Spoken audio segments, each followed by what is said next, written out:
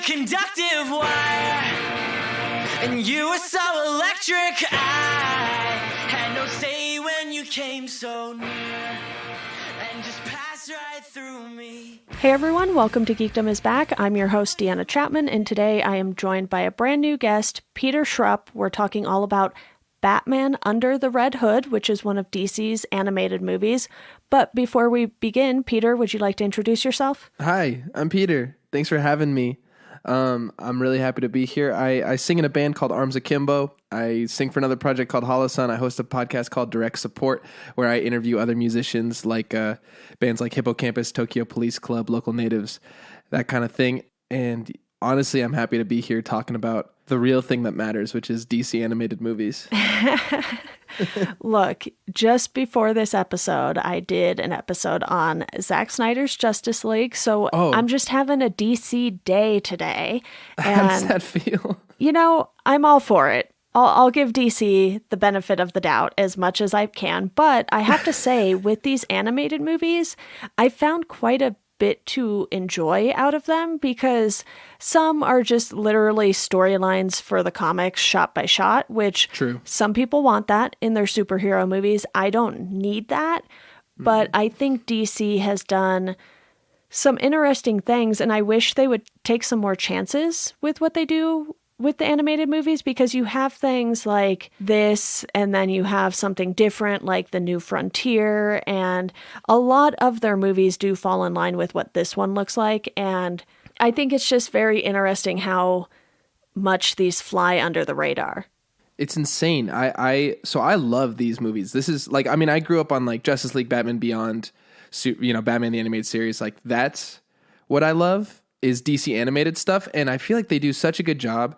And like, I can't even, to be completely honest, like hold my focus on like the Marvel animated movies, but like, we all know who the winner is in the live action game, and like, to me, I'm just happy that I can still find solace because of these, because these are the characters that I grew up loving, and because this is generally the zone I like it to be in. I really, really enjoy the DC animated movies. I'm happy that HBO is picking them all up, which is awesome.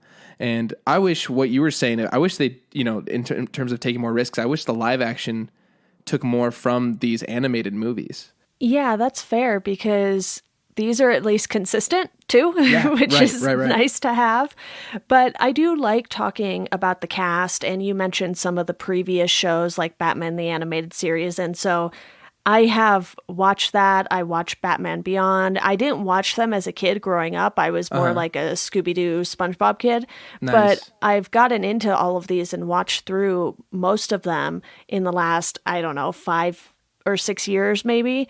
And not hearing Kevin Conroy as Batman was a little different, but I think Bruce Greenwood does his own version, because you can't have everyone who voices Batman to just try to be Kevin Conroy, because that would just be weird and not really work. And you have Jensen Ackles as Jason Todd and Red Hood. You have John DiMaggio as Joker. Neil Patrick Harris is Dick Grayson and Nightwing, which was very interesting, I must say. Not a choice I expected. Well, I think exactly on that point, like, this is kind of a risky movie in terms of voice acting. Like, I think the most obvious one is when you talk about, other voice actors doing Batman, Bruce Greenwood.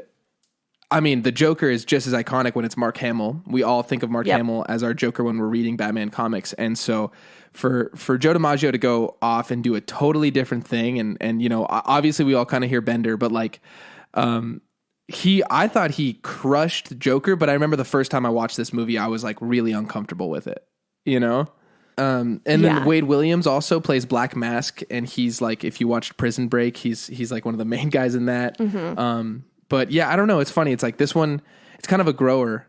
Also, a fun fact on the voice acting is if you've seen Everybody Hates Chris, the best friend from that, Vincent Martella, he does like young Jason Todd, but his little brother does like the youngest version of Jason Todd. Yeah, I see that on the cast list here. That's definitely interesting. And you have some people who have done voices in a ton of things, like Phil Lamar as Rick. You have, I'm probably going to butcher his name, but Fred Tatasciore. I have no idea if that's correct, but I have seen his name pop up in so many things. And you have Jason Isaacs as Ra's al Ghul.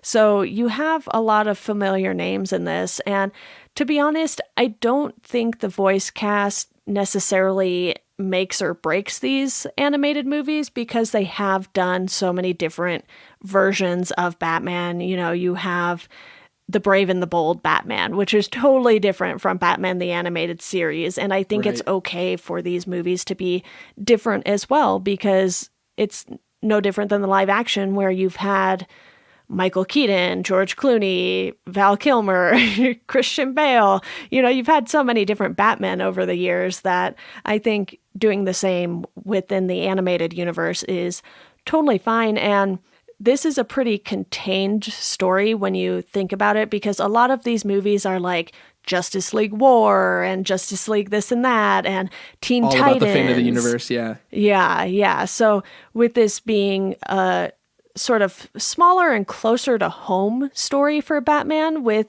Jason becoming the Red Hood, you really get a different kind of emotional beat in this than in some of the others. And look, I haven't seen all of the animated movies by any means, but from what I've seen, some of them are just like taking these big kind of comic book events and putting them on screen in animated form. And this felt a little more personal for Batman in particular. Which is like where that character shines. Like we want to see Gotham, and we want to see, you know, like this in the scope of Gotham is kind of huge because you have Batman with Nightwing, with a Robin story, with 3 villains, Black Mask, Joker, and Ra's. And like that for Gotham is huge, but that for the DC universe is tiny. And I think it's funny because you talk about, you know, there's basically like when you look at the DC animated movies, there seems to be like a trend. It's like because they have to churn out like 3 or 4 a year, and they'll go like, let's do a Batman or Superman for the bucks. Let's do a big grandiose like Justice League type thing or something for the storyline to like keep up with the New 52 or whatever they're writing to like match comic book wise. They'll usually do like a legacy story, and they'll usually do what is topical right now. Like, what do we need? You know, when there's Wonder Woman movies in the theaters, we got to make a Wonder Woman animated movie. When there's, you know, Deathstroke in the Suicide Squad things, or in Arrow, let's make a Deathstroke movie. That's usually what they keep up with. And I think, I don't know, it's funny to like, you can just clearly see like the DC vision kind of churning it out, you know, rightfully so with what will do well. And I think this is one of those cases where it's like, they did a story that they wanted to do that a lot of us care about. Especially like I'm a huge Robin guy because it's like the best way to put yourself in the shoes of somebody who could like hang out with Batman. You know what I mean? Like growing up, that's the best character to like associate with. So yeah, that's part of why I love this one so much. What did you think of the movie? I thought it was pretty good. You know, I haven't thought any of these have blown me out of the water necessarily. It's not like there's Spider-Man Into the Spider-Verse, which is fine. Oh God. Not every animated superhero movie needs to be Spider-Man Into the Spider-Verse. And this came out 11 years ago almost now. It came out in July of 2010. And the fact that it's only an hour and 15 minutes too, I love that DC isn't trying to put filler in these. You know, these don't have to approach the 2-hour mark by any stretch of the imagination. And it just goes to show that you can tell a story in a shorter amount of time if you really want to. Totally. Yeah, I think the only one I ever remember them really stretching out was when they did The Killing Joke, because it's such a short graphic novel, they had to extend it like 15 minutes. So they put like the Barbara Gordon story in there, and a lot of fans were up in arms about that. Not one of their best moments. No, that was rough. By any stretch of the imagination. And like you said, they just keep cranking these out. And I'm looking at the list here, and there's so many that I haven't seen. Yeah. I don't know. I mean, so for me, like, I essentially collect them. I like own them all on DVD. And by the way, having like, I'll be honest, like sometimes I buy them and I watch, because the extras are incredible. And I think that might be the one thing that the HBO Max thing is going to be missing is they have these little mini docs that they put on the Blu-ray versions of everything that are fucking awesome. And I honestly like those more than the movie sometimes. So I'll usually watch all the mini docs before I even get to the movie. But the one on this one is great. It's like it's the story about Jason Todd in the 80s. Do you know the story of Jason Todd? I'm like vaguely familiar. Right. Well, I guess for anybody listening, so Nightwing was the first Robin, and he's one of the few characters that they actually let grow up. Like, they never let comic book characters age, right? Batman would be like 170. But like, they let Nightwing grow up and go to college and like date girls and stuff. And so then they started introducing new characters, and they had Jason Todd, and he started out, they kind of mix Jason Todd and Tim Drake a lot in the animated stuff because they want to like pull the best stuff from it. So like when they first wrote Jason Todd, it was just a straight up Dick Grayson knockoff. His parents were actually acrobats, which is so stupid. But he turned into a carbon copy, and then they started making him really unlikable on purpose.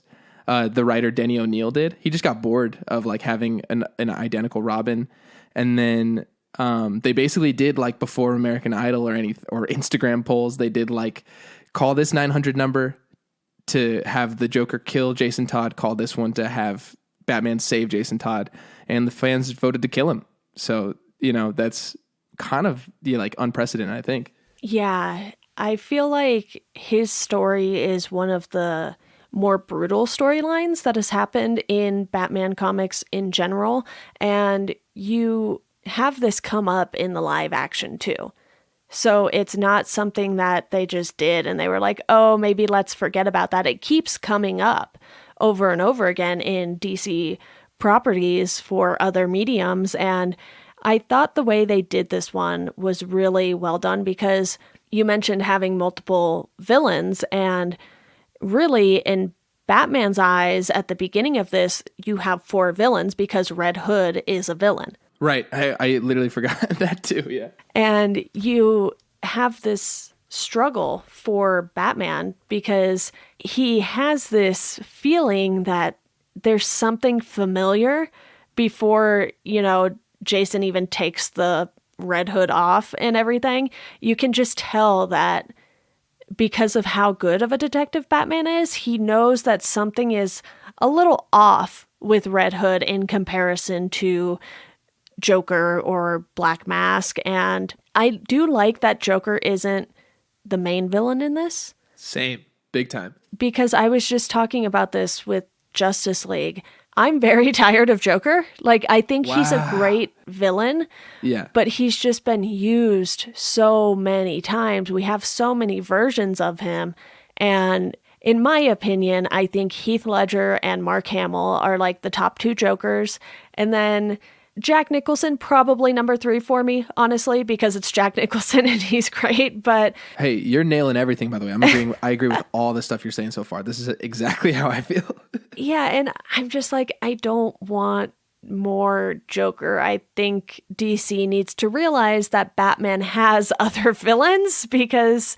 And by the way, has, in my opinion, arguably like to me, it's my favorite rogues gallery. I definitely think like it vies for best rogues gallery in comics, like against Spider-Man. I think those are the 2 greatest. I think the Flash has a really good set of rogues too. That's my number 3. Yeah, literally to me, it goes Batman, Spider-Man, Flash. They have amazing rogues. Yeah, it's definitely Batman and Flash top 2 for me in DC. Nice. And I think that's just because those characters have such long histories that they've had time to develop the rogues more over the years. And the same can be said for Spider-Man, since Spider-Man was one of the early characters for Marvel. And there's something about those rogues galleries that just is inherently so interesting. And I wish they would explore it more because obviously, there have been so many Batman movies that we've seen a lot of the villains, but it still seems like Joker is the one that keeps coming back. And I would really love to see, them take a stab at Poison Ivy again, especially given how well the Harley Quinn animated show has done. True. That's so true. I feel like having villains like Clayface and Poison Ivy and, some of those other villains that aren't Joker and Harley Quinn come into play would be pretty timely for them because I haven't heard anyone say anything bad about the Harley Quinn show that I can recall.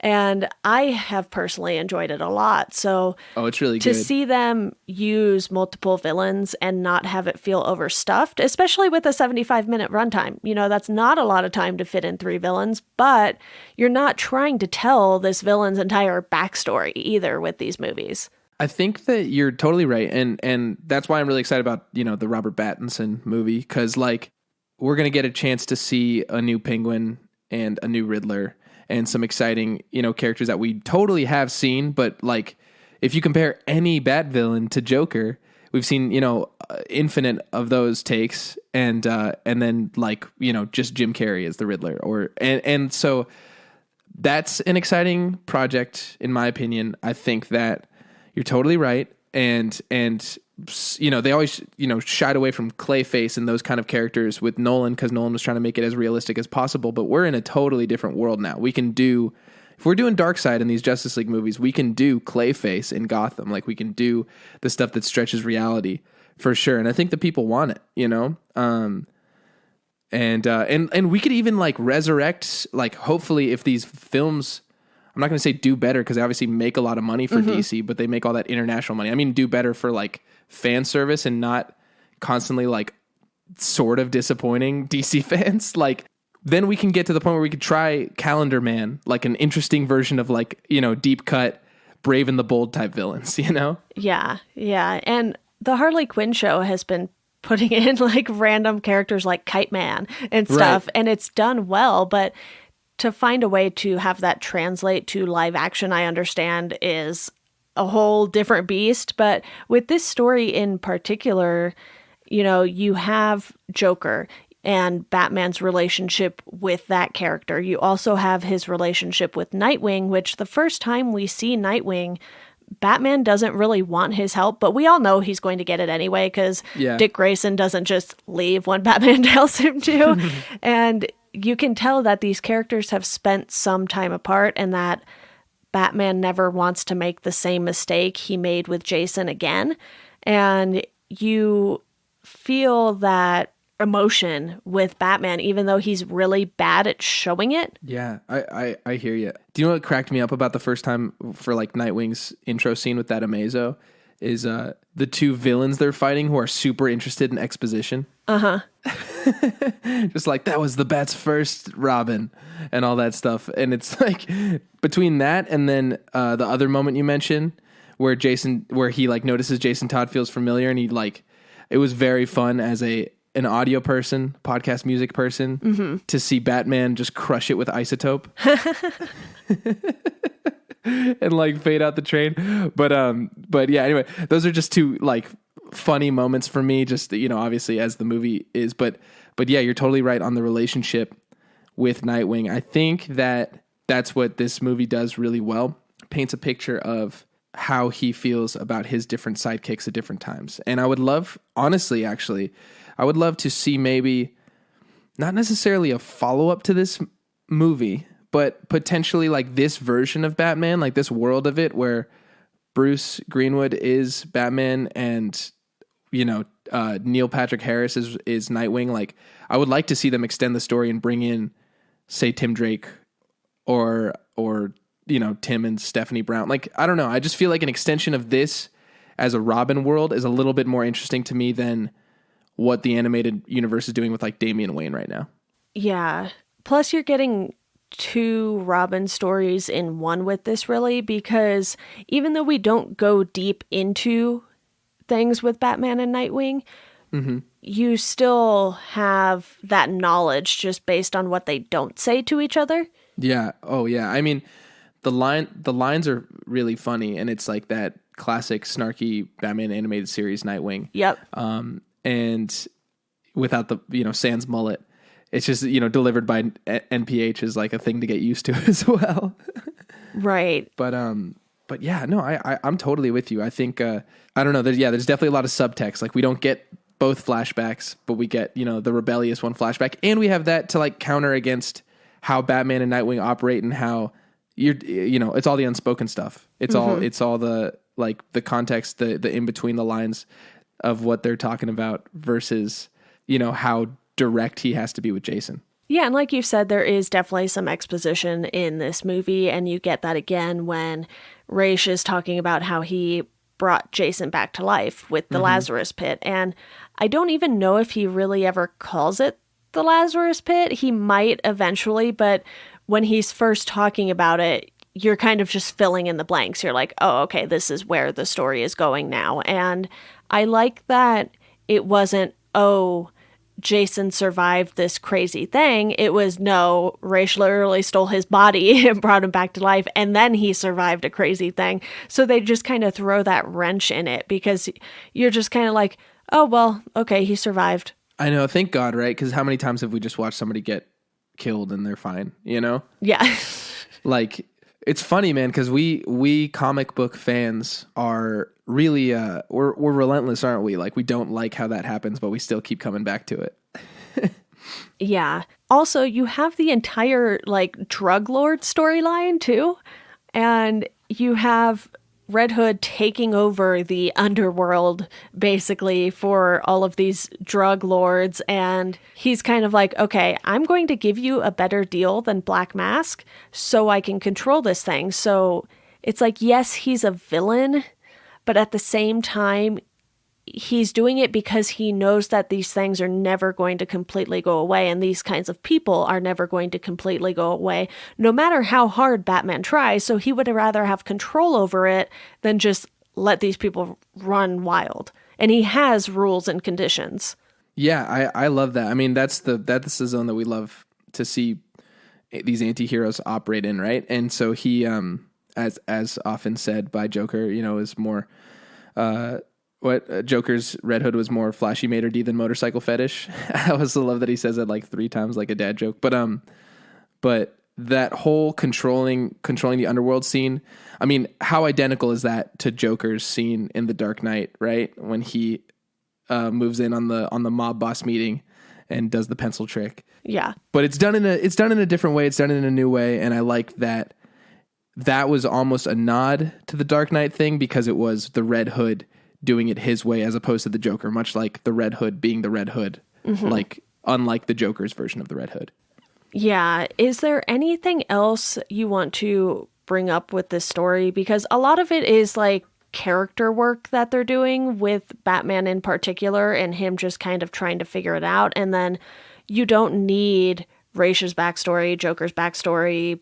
You don't even need Black Mask's backstory. And I think that's what kind of streamlines these so that they don't need to be so long because they don't spend time explaining every character who pops up on screen. Because you have a ton of other villains who appear too when you have like the group of 4. I don't remember what they were calling them, but they were like 4 bad guys just trying to get Red Hood as well and Batman. Just to be bad guys, right? Yeah. Yeah, I think that, you know, the only other context given is you get to see the flashback fade from like Batman knocking the Red Hood into the vat, right? So we see that they use the Killing Joke version of his origin, because obviously the origin's been done a million times. So that, you know, that was a nice little thing to tie up. But I thought that was fun. Like, this movie kind of felt like it used a grab bag of their favorite stuff. Like I said, Jason's origin as Robin is not acrobat parents. It's the, stealing, putting the Batmobile on blocks and stealing the tires from the Batmobile. Joker's origin is Killing Joke origin, right? We get no origin for Raish.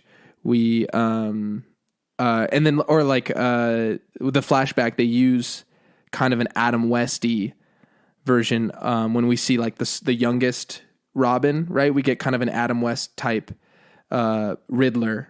And that face off is so I think that it's kind of fun. They pull from their favorite things for this movie, and I don't know whose choice that was.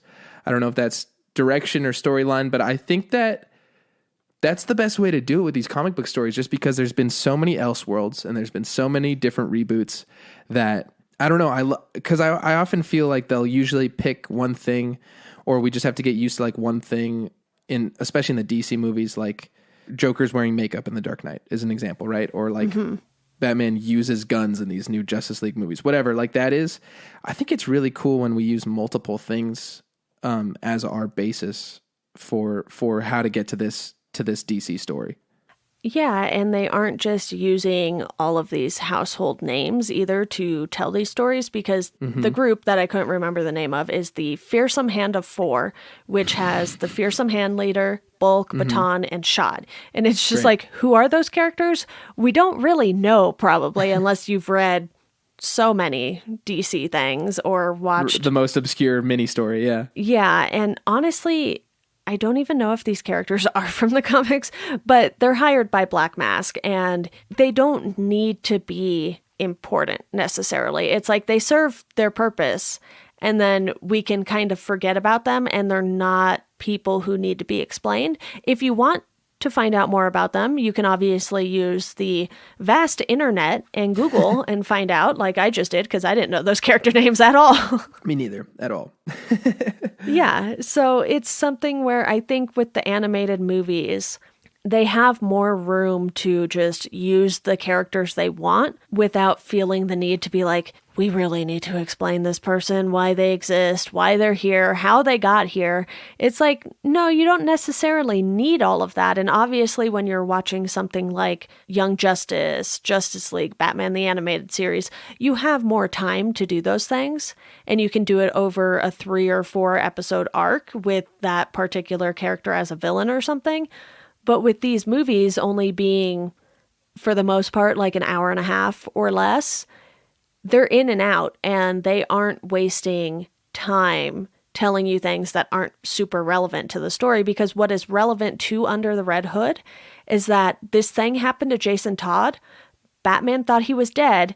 He's not, and he's become this entirely different person. That was the main point of the story, and it didn't matter who played a part in that, just that other people played a part in it. I think you totally, and I think part of that is just when they're making these animated movies, there's just pretty solid awareness of who your audience is. Like it's kids who could give a shit about, you know, some of the exposition. They just want to see some action sometimes. Yeah. And it's also like people who are invested enough to watch a 70-minute movie. You know, like that's not like the grand scale, you know, Justice League Zack Snyder movie. Like it's those who care enough to watch, you know, the small in between stories. And so I think that awareness helps them just key in on what's important to this story.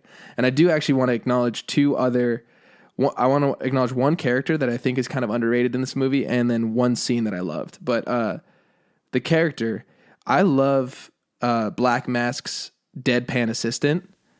Oh, yeah. She's great when she's like, Batman likes to keep things. Like, I love that line. I don't know why villains would know that his Batcave is filled with all of their trinkets, but I guess in this world they know that he keeps your stuff. Yeah. And I thought she was great. And then the other thing I loved was Joker's shining moment in this movie, I think, is the water glass scene when he escapes and kills all of Black Mask's henchmen. Oh, interesting. And I would like to let you know that Kelly who plays Miss Lee, that assistant, is also in Batman Soul of the Dragon, and she is voicing Lady Shiva. So sick. That should be interesting, because I think that either just came out. Yeah, that came out in January. So there's always so much to tie these things together, because a lot of these people do come back and either voice the same character or voice other characters just because they're so good at doing these voices and everything. And like I said at the top of the episode, I recognize quite a few of these names just because they've either done so much with DC or they've done like Star Wars shows and things like that. So that's always fun to make those little connections there. But Peter, I'm glad I watched this. Like I said, it's not something that completely blew me away, but I do like to do ratings for these things. So I gave this a 3 out of 5. I had a good time watching it, and again, it's not like it took up a lot of time. I hear you. It's a 4 out of 5 for me. I'm guessing now when you hit me with the 11-year fact, I would have to clue in the fact that there's a bit of nostalgia in this movie, and that's why I love it so much. But yeah, I'm glad you watched it. I'm glad we talked about it. I also listened to I think it was last or maybe 2 weeks ago's episode with WandaVision, and so it is funny to hear like this is a small contained story with a small contained like review of it, comparing that to something, you know, on the scope and audience level of something like a WandaVision or what Marvel's doing these days. And so, yeah, I know. I appreciate you having me on this. I'm also really curious to see, now that all this stuff is getting fed to HBO Max, which is a service that a lot more people have than, say, DC Universe or whatever. Yeah. I wonder how much of a resurgence of popularity these movies are going to have, or if people are going to go back to Batman the Animated Series and Static Shock and some of the stuff that might be more, I don't know, assumed audience-wise. Well, I will tell you that I added so many DC animated things to my watch list in HBO. Like the day I logged in, because I get it through AT&T. So I was like, you know what? I'm going to set this up. We get it for free. I'm going to put all of the things in my watch list. And I literally spent like an hour or two going through HBO and just adding things to my watch list like a maniac.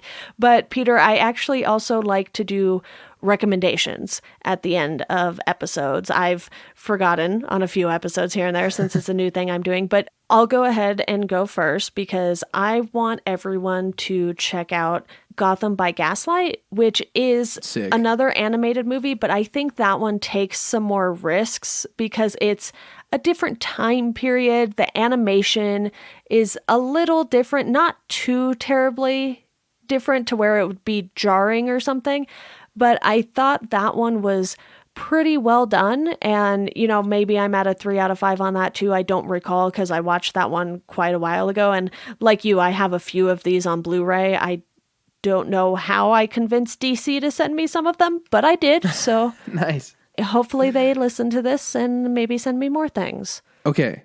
My rec is not one of these movies, but it is, I think, one of the more underrated shows. Okay. Because obviously there's been so many Batman shows, but I think The Batman so fun. from like 2006-ish, I would guess. It's super fun. There's 5 seasons, so you can dip in at any point, and all the versions of the characters are really different. You got Kevin Michael Richardson, one of those voices who's in this movie and in a lot of stuff doing the Joker. You've got like, I don't know, all the design is really cool. Like the fact that Penguin's henchmen are kind of like Japanese warrior women is awesome. Anyway, I just like really enjoy the takes that movie did without straying too far from the character. And, you know, everybody talks about the animated series. A lot of people talk about Brave and the Bold. I think The Batman needs a little bit more love. Shout out to Ming-Na Wen. Yeah, big time. She plays Detective Ellen Yin in that. And yeah, that one was definitely very different too. And I watched that at some point after I had watched Batman the Animated Series, and I think I had already seen like the Justice League show and the Superman show too by that point, and I was like, all right, time to work my way through the rest of the Batman stuff. So I like went through that and Brave and the Bold and Batman Beyond. There's so many. I don't even remember watching a lot of these, but I'm like, I know I watched these. I just don't know when I had the time to do that. I mean, just the sheer volume of it, you watch it. I've definitely been like, oh, I don't think I ever watched that one. And then I go back and I start watching. I'm like half a season deep before I'm like, oh, I recognize all these scenes. Yeah, I guess I have seen it. But it makes sense. I mean, every generation, there's a new set of kids who need a show to associate with. And there was that more recent Beware the Batman that was like that, like, you know, 3D CG, like Green Lantern animated series style show. And yeah, they were really trying to go deep in the rogues gallery on that one. I didn't connect with that one as much, but I was older, you know, so I'm sure the kids who grew up with that were stoked on it. Yeah, exactly. Well, Peter, any final thoughts before we go here? Nothing. Thanks for having me. It was a delight. I really like the show, and I appreciate you letting me hop on. If anybody, just to plug once more, check out my show Direct Support, where I talk to musicians. And please, my band Arms Akimbo just released a new EP. It's self-titled, so if you just search Arms Akimbo on your streaming service of choice, you'll hear us. And yeah, that's it. Awesome. It was great chatting with you. Thanks so much. All right, everyone, that does it for this episode of Welcome to Geekdom. If you want to support the podcast, you can do so through our Patreon. If you want to follow us on socials, you can do so at GeekdomPod on Twitter and at Welcome to Geekdom on Instagram and Facebook. And as always, thank you for listening, and we hope you enjoy the rest of your day.